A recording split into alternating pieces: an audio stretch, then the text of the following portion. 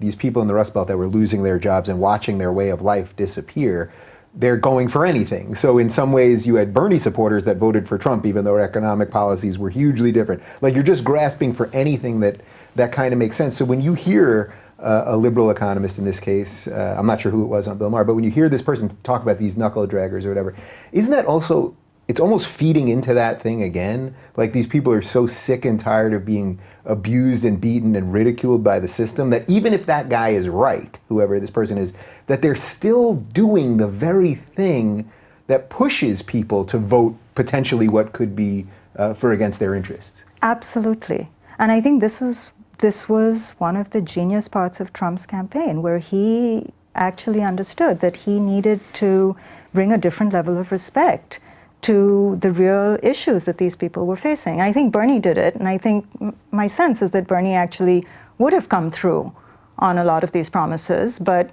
for campaign finance reasons, various other reasons, he couldn't push past the Hillary machine. It would have been a much more interesting contest if it was Bernie against Trump.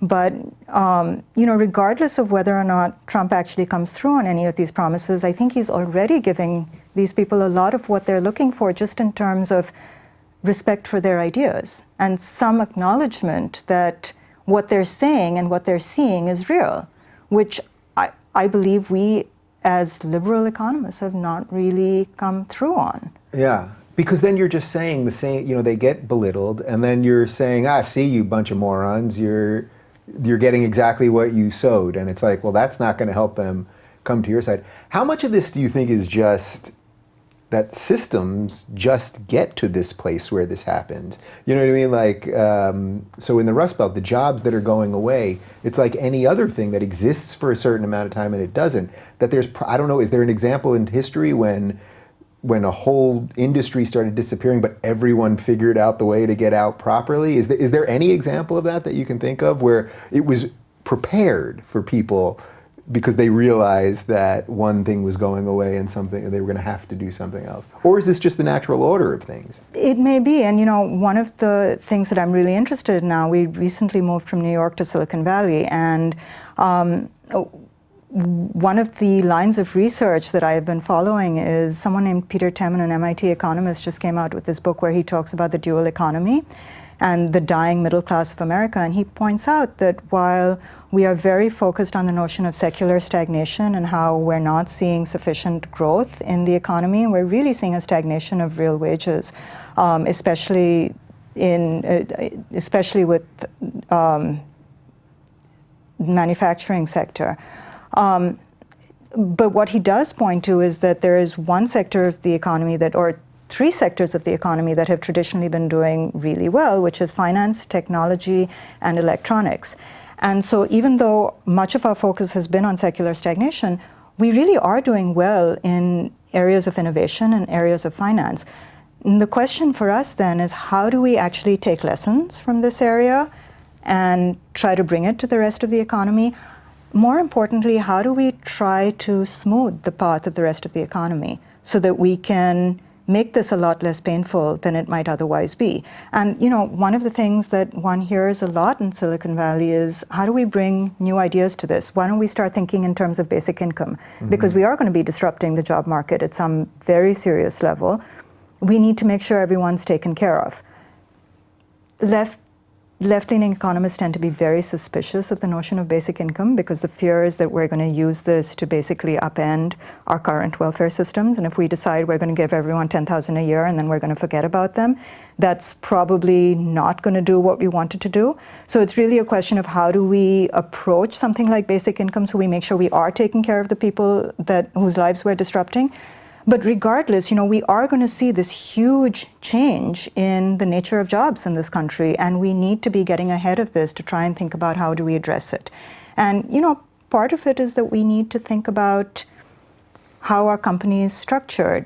What are the incentive structures? To the extent that maximizing shareholder value has been the driving push for many American corporations, we're going to find incentives built in that are going to want to encourage globalization and marginalize workers who are lower down on the income scale, because that's what improve shareholder value.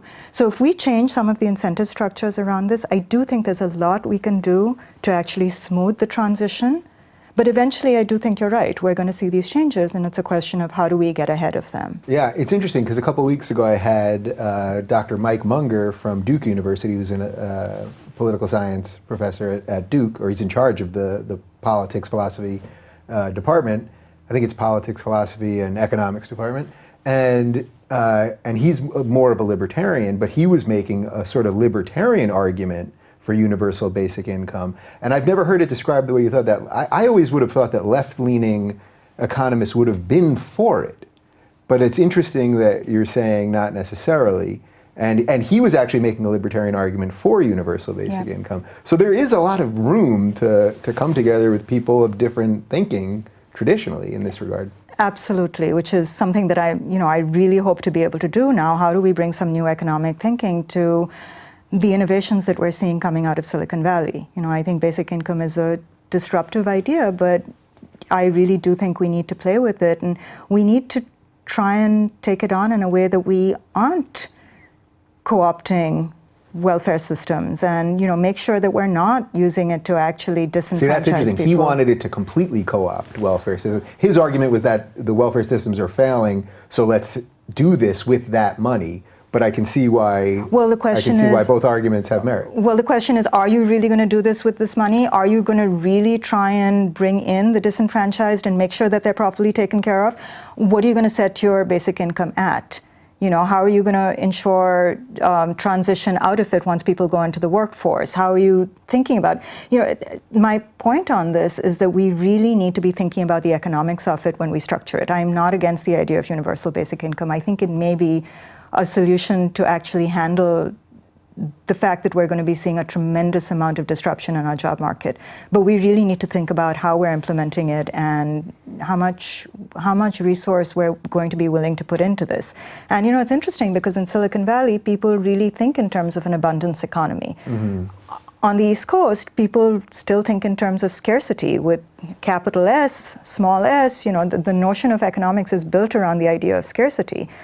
And you really do have the ability, I think, to use some of what's coming out of Silicon Valley to start rethinking some of our fundamental economic notions.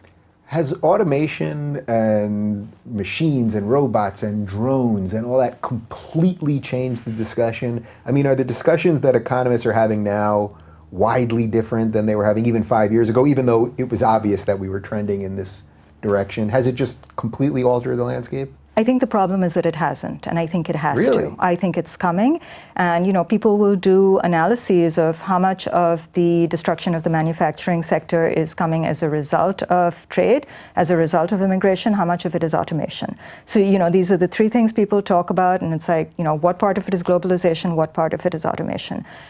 I don't think we're thinking in terms of how do we get ahead of this?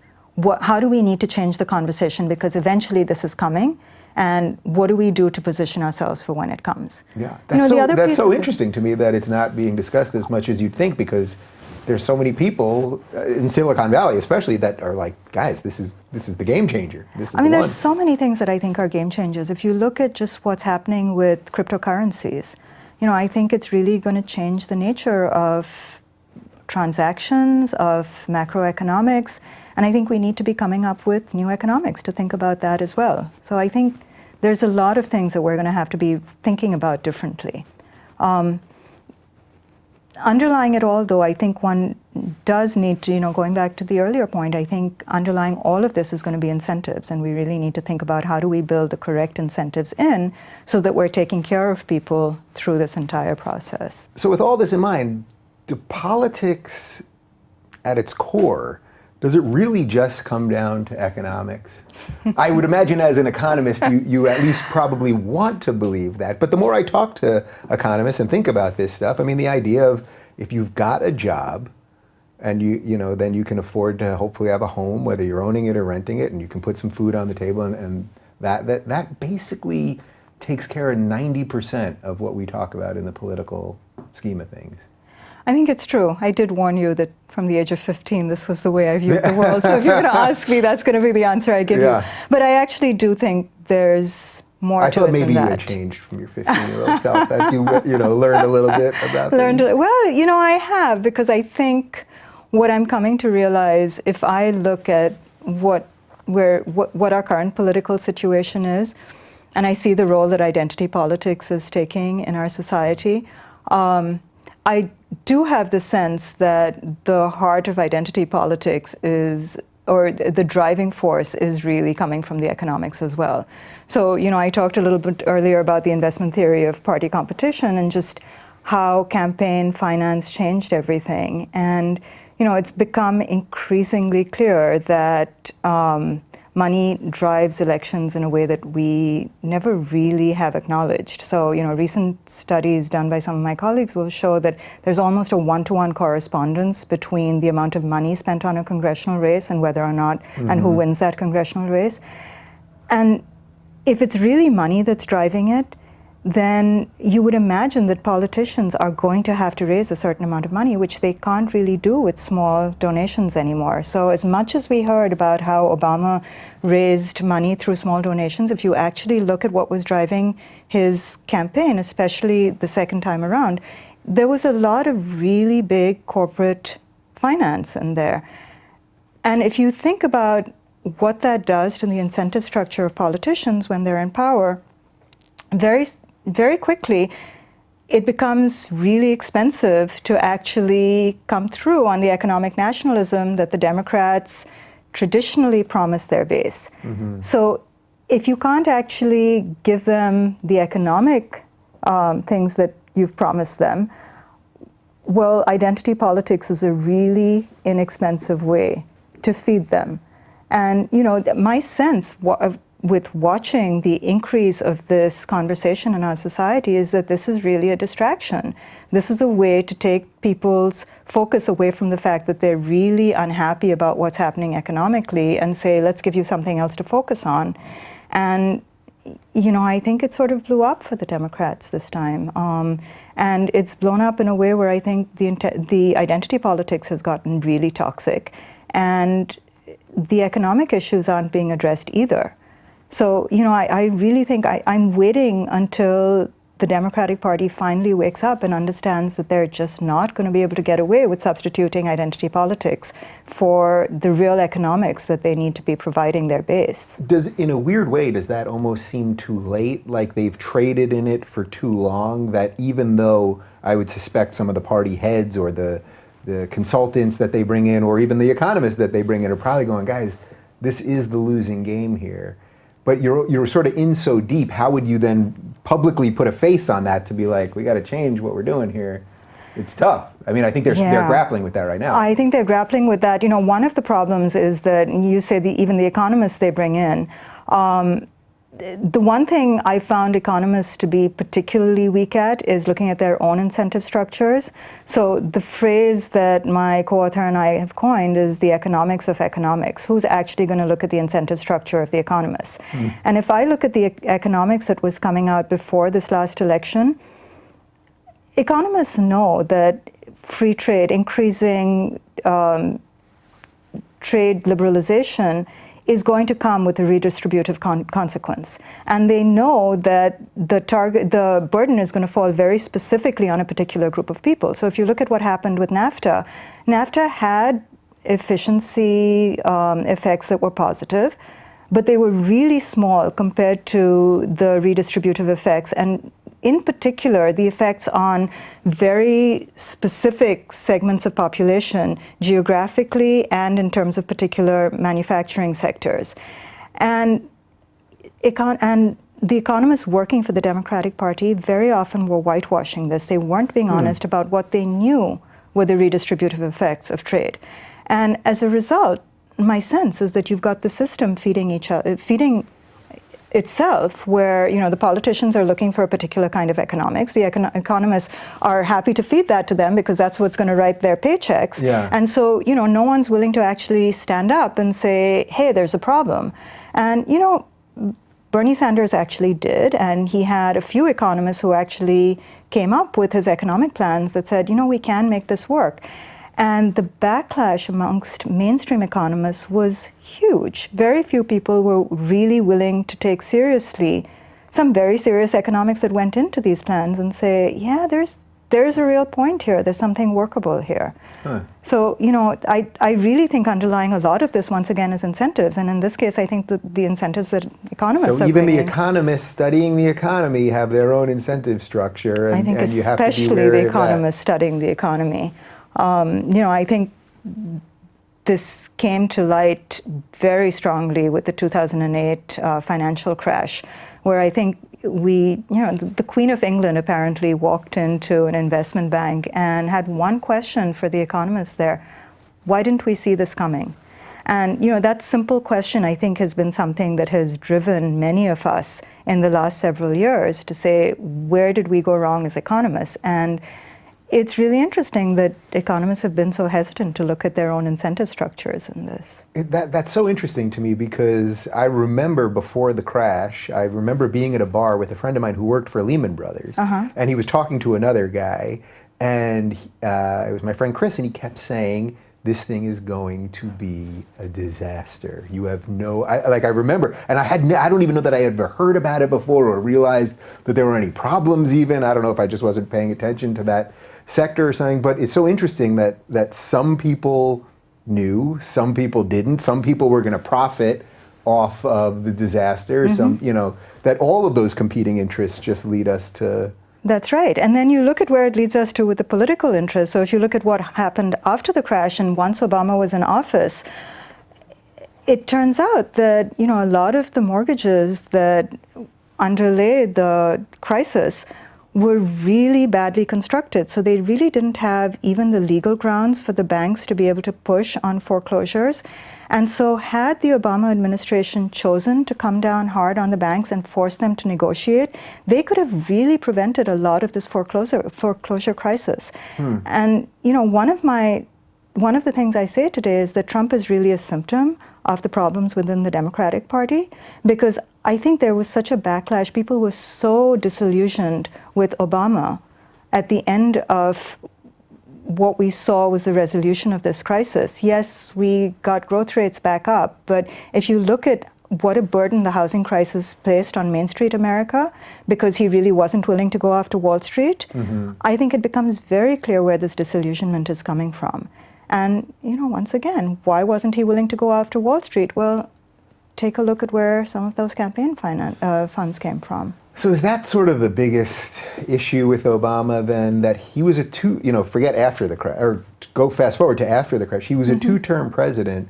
He could have done things about campaign finance, or at least talked about it more. Or I remember sort of even at the end, his last few months when he was a lame duck, he'd still be headlining $30,000 a head plates, then saying that the Republicans only care about money, money, money. And it's like, well, you had an opportunity to do something. And by the way, I don't even begrudge him any of that, because they all do the same freaking thing, and a Republican would have done it too. But at that point, he wasn't running for re-election, and perhaps that even hurt Hillary in some regard. Oh, there's no question. I mean, what was Hillary doing with those Goldman Sachs talks, right? I mean, none of this made any sense. But yeah, just rewind to 2010, where, he didn't do so well in the congressional elections. He realized that people were really angry about the fact that... That's the understatement of the year. They got banged up pretty bad. Exactly. And he realized it's because people were really angry that no one had actually paid for this financial crisis. Bonuses actually went up that year on Wall Street as opposed to going down. And, Obama was apparently shocked that bonuses on Wall Street had gone up. He had the chance to do something about it. He came out with the Volcker rule in 2010, but it was so watered down that even Paul Volcker was shocked, because it really didn't stop banks from involving themselves with hedge funds and all this other stuff that got us to the too big to fail. Yes, there was so much that could have been done to actually change our financial economy so that we do not have to deal with this kind of crisis in the future. And he didn't do it. And then, again, you just have to ask, what was the incentive structure? So one of the things people ask me, so people always say, why are you liberal? Why do you still call yourself a liberal? You sound like a libertarian. And I always try to lay out my liberal cred. But I do say, I think for 90% of the things that I believe, I haven't moved at all. And I would argue that the left has moved left and I've stayed here. I do think I've shifted a little bit right economically when it comes to taxes, particularly now that I'm a small business owner and have employees and things like that. When you hear someone say that they're for small taxes and small business and all of those things. As a left-leaning economist, is there something that I could be missing in this regard? I think my strongest feeling about this is if I look at some of the rent-seeking behavior that I believe drives a lot of how things are structured institutionally within this country, I see policies where you have the billionaire class that has a certain incentive structure that very often is going to take from the millionaire class and those below, and they're perfectly willing to redistribute to the bottom end of the spectrum as long as it doesn't touch them. Mm-hmm. So, it's one thing to talk about taxes on small business owners. It's another thing to talk about carried interest, mm-hmm. right? And it's these questions that we really are not going to be allowed to touch because the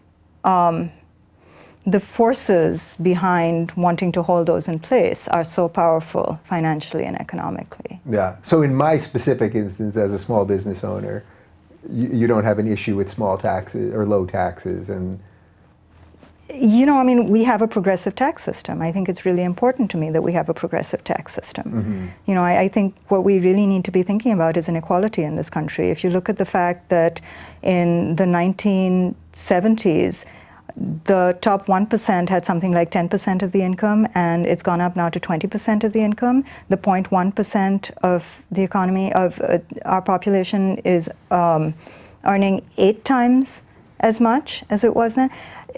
We've gone completely crazy with respect to inequality, and I don't think the problem is the middle class. It really is the billionaire class, and the huge distinction we're seeing. I think that's where we need to be looking at. Yeah, well, that's why I want to put an emphasis. My small business is not in the billionaire class. But I think this goes further. I think when we think about the issue of globalization as well, we should be very clear about the fact that globalization has had very positive consequences for the developing world. So China was able to raise a tremendous a number of people out of poverty because they were able to open up their manufacturing sector to the West.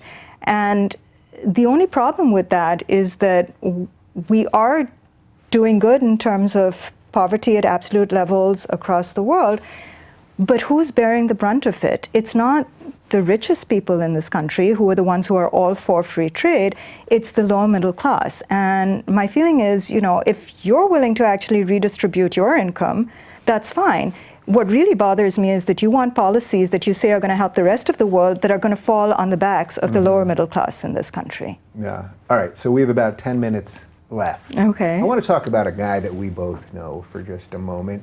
Have you heard of this Erick Weinstein fella? You know this guy that I'm talking about? Yeah, I tend to hang out with him a fair amount. Yes. So you are married to Erick Weinstein.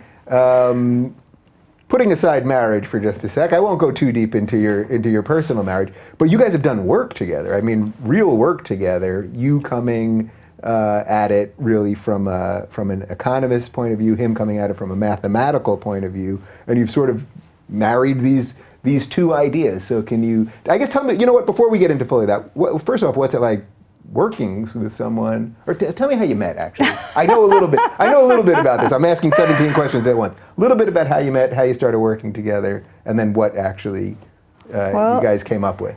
Yeah, we keep saying we have to come up with a better meeting story. Yeah, he was cruising women's college. He came for one party at my undergraduate college, and that was it. Wow. Yeah. And working together was really interesting because on the one hand, it can be very, very challenging. On the other hand, you really get to know someone at a different level than you could ever imagine because you're functioning in this very, very abstract space where I found that each of us was bringing our own intuition honed in a very different context, so that sometimes he'd say something that I'd know just intuitively from understanding the economics couldn't be correct, and sometimes I'd say something that he'd know couldn't be correct from the math. But we were in very, very abstract space when we were talking about this. So you really get to see the inner workings of someone's mind in a way that's really incredible. Mm-hmm. And it's something that I'm so glad we were able to do.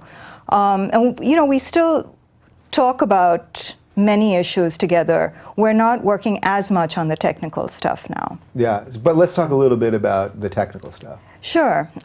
So he and I worked together on a project where we were using gauge theory, which is a kind of calculus, to look at some issues in economics. And so when I talked a little bit earlier about how economics allows you to bring a physics metric to looking at humans,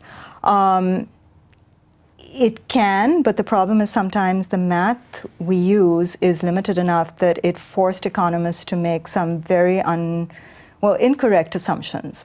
So the case that we were working on was where we were looking at measures of the economy, so the consumer price index or GDP measures, so measuring inflation or growth. And what we found was that the assumption that economists had placed was that we have to assume that preferences don't change in order for us to actually be able to come up with an index that makes sense. And it turns out that if you're working with standard calculus, it is very hard to do an index number that allows you to have changing preferences. But if you shift to using gauge theory, in fact, you can develop an index which comes close to, which actually accurately keeps track of an individual's utility, so the actual growth in a person's consumption basket, or what the actual inflation is that a person experiences given the basket that they were consuming. So, when it was very, very interesting work theoretically, and then it had this very strong real-world application. The problem was the timing was just really bad because we were working on issues of inflation right about the time that two senators, Packwood and Moynihan, had put together a commission to try and adjust the way we calculate CPI. And it was really interesting how this thing came about, because what they realized was that Social Security was going to be in trouble. And they wanted a way to cut back on Social Security. But it's very clear that Social Security is the third rail. Right. You cannot touch it because politically it's suicide. So they figured out this ingenious backdoor where they said, if we point out that the consumer price index is actually overvalued, that the way we're calculating it is incorrect, and we scale it back, and specifically if we scale it back by saying that we are miscalculating by 1.1%, we can save $1 trillion over 10 years. So they got a group of economists together with the hope that they would find that the CPI was in fact overvalued. And it just so happened that one of the people on this commission, two of the people on this commission were at the Harvard Economics Department right when I was writing my thesis. And I was this naive graduate student, and I walk into Dale Jorgensen's office and say, guess what? I've got this great way to calculate the CPI. And he took one look at this thing and he's like, you got nothing, get out of here. And, I ended up working with Eric Maskin, who later won a Nobel Prize for more theoretical work, and he loved it. And then he met with Dale Jorgensen and then came back and said, no, it's not going to work. And, when I talk about the economics of economics and I talk about the incentive structures of economists, to me, this was really initiation by fire, learning very quickly how the field actually works and what is driving academic knowledge within this field. Yeah, boy, there's so much richness there. I feel that we should go personal for the last question here, because we can talk economic theory all day long. So what is it like to be, you guys are sort of an intellectual powerhouse couple. That's gotta be kind of interesting. You must meet all sorts of interesting people, constantly be having those discussions. How do you remain normal people? We've gotten to know each other now and have had dinners and things. How do you, how do you get out of that world together sometimes? I don't know. We go hiking, we go swimming, we go biking. We're normal people, but we have really interesting dinner table conversations.